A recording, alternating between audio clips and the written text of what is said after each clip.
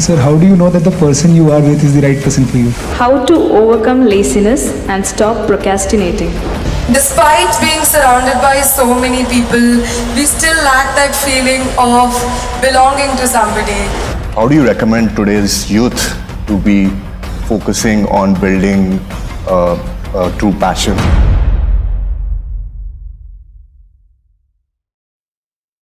Being a college student, we live in dorms and hostels, and we're surrounded by people day in and day out. And with people comes opinions and ideas. So for instance, let's say I got up in the morning and I got ready for class and I'm about to leave, and one of my friends joins me and she casually comments that your hair doesn't look very good today, like what's wrong with it? So some of us are of the type that we'll rush back to our rooms and just fix it somehow. That might even mean that we're late for class. But let's say I didn't even do that. But that thing would keep going in my mind, like throughout. I would be in the class, but I'll be thinking about my hair. So it is others' opinions and ideas have a very deep effect, although it varies from person to person, the amount of effect it has. But how do we take the good out of it and still not lose our individuality and uniqueness in the process? Now, in this world, more money, probably 10 times or even 100 times more money is being spent on hair products than on the brain products. So it looks like a whole lot of people don't care what is inside, they only care what is outside. So,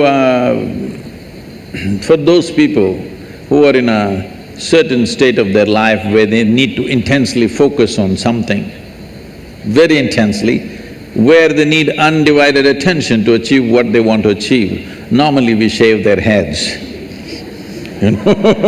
so that they don't have to stand in front of the mirror every day. See, I don't have to stand in front of the mirror, every day I look the same. So I don't have to check how am I looking today. So when you're focused on something else, certain things get less significance. How we look, is it important? Yes, it is. To some extent, it is important in our lives. But right now, you're not going to walk the ramp, you're going to the class, okay?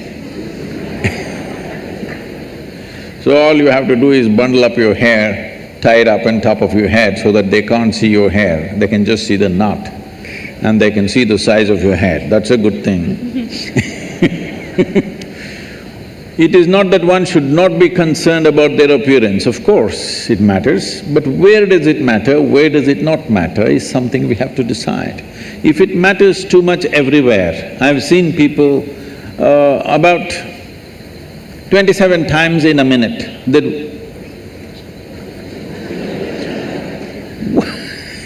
if you're adjusting your hair half the time in your life, what the hell are you going to do of any significance? I'm not saying you should not have hair, I'm not saying you should not keep it well, but if you are so concerned about your appearance, obviously you're a bit empty inside. There's some more stuff within you. You wouldn't be so concerned about your appearance. Taking care of our appearance to a certain extent is important. Well, if you're going into the films or you're a model or something, you have to take care of it much more, maybe. But for an engineer, if you're presentable, it's fine, huh? It doesn't end at the appearances. It's about the general opinions of life and about ourselves. Let's say anything about us that they have, that people have, they somehow… Whatever kind of opinions? Maybe behavioral traits, like somebody tells me, you speak very loudly, maybe. You speak very loudly all the time, why do you do that? Maybe, I mean, it hasn't happened with me, I'm just giving an example. So, how do we take… like, it's I was a about very to tell you your casual trousers are comment. torn, but I didn't tell you. There was a time when I lived in denims, nothing but denims, okay? only Levi's. And because of motorcycling and all kinds of things, they would get torn. We had to get it from United States, otherwise they were locally not available in 60s. So we used to patch it up, but now people are tearing it up and then wearing it. So obviously the message is you don't care a hoot what other people think about you. Let that come into every aspect of your life, you don't really care what other people saying about it. That's the idea, isn't it? The idea of tearing up a new pant and walking is, you don't really care, but that's not the truth with a whole lot of people. How is it torn? Your pant is torn better than mine. So we've gotten into this mess essentially because we have not delved into what this is. There is no profound experience of yourself. Who you are is a bundle of opinions that other people have given. If 10 people say you're good, you will become very good. It's like this. You went outside, somebody told you, oh, you are the most wonderful person on this planet. Then you are floating on cloud number what? 9. Only 9, huh? In Tamil Nadu, we do 11. So you're floating on cloud number whatever, and you came home, they told you who you really are, and suddenly it'll crash the cloud. Floating on a cloud is not a wise thing, you're bound to crash, isn't it? Hello? Floating on a cloud is not a safe thing to do, you are bound to crash. So, whatever this floating on cloud number whatever is not a good thing because somebody blows you up. I must tell you this. If you have to settle this within yourself, one important thing is, this happened to me in a certain way. My daughter started traveling with me when she was 3.5 months old alone. So I'm driving my little Maruti all over the country, this is the time when I'm building Asia Foundation, and my right leg is always heavy. So I keep one hand on this little baby and drive full on the highways going from town to town, various programs and stuff. So she grew up in many people's homes, every week she's a new home. I made one rule to all of them, never teach the girl anything. You're not going to teach her ABC, you're not going to teach her 1, 2, 3, you're not going to teach her Mary had a little lamb, because I don't care whether Mary had a lamb or not. Nobody teach her anything. So, because nobody is teaching her anything, she's all eyes and ears. By the time she's 18 months, she's speaking 3 languages very fluently. Nobody taught her anything. I said, no rhymes, no 1, 2, 3, no ABC, nothing. She grew up like this and I wouldn't have sent her to school, but my schedules were crazy, plus no company of that age group around, she's the only girl. So I put her into school.